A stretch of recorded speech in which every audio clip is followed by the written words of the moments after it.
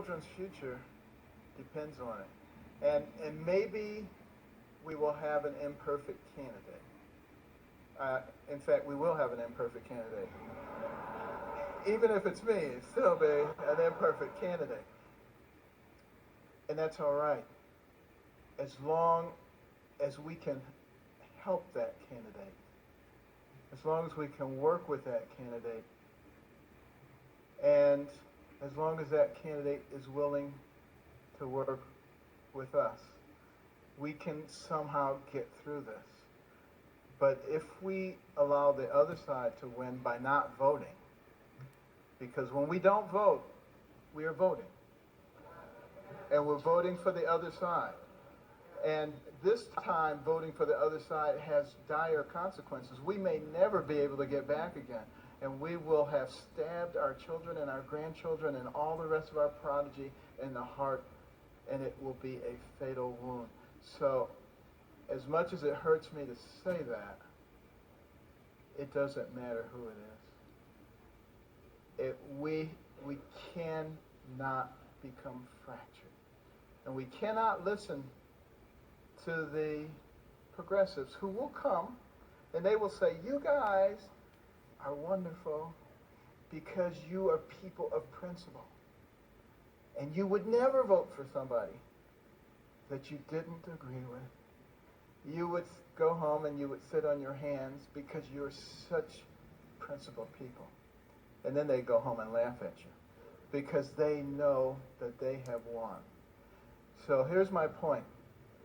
Even if we get a very imperfect candidate in there, it is unlikely that they will destroy America.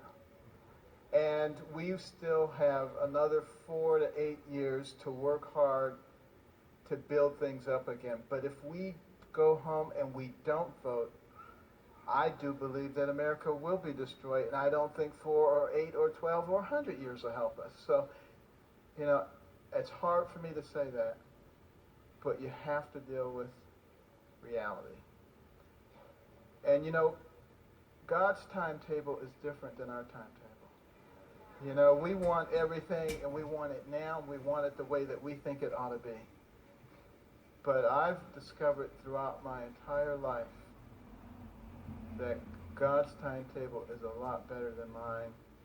And when you look back over the course of time, you can see how things fit together. And I believe that God still loves this nation. And there are millions of Americans who still love God. And we will, by the grace of God,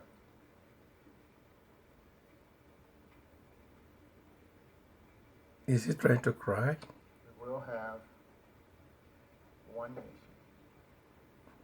under God, indivisible, with liberty and justice for all. Thank you. This guy is just whipping sentiments. You know, the guy, he talks as if he's sleeping.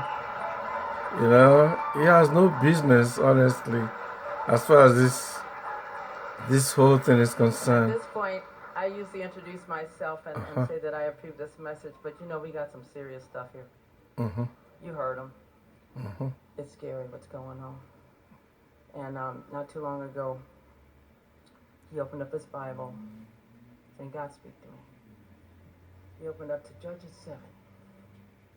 That's the story about Gideon. I don't know how many of you know that, but that's the one where he started with 30,000 men.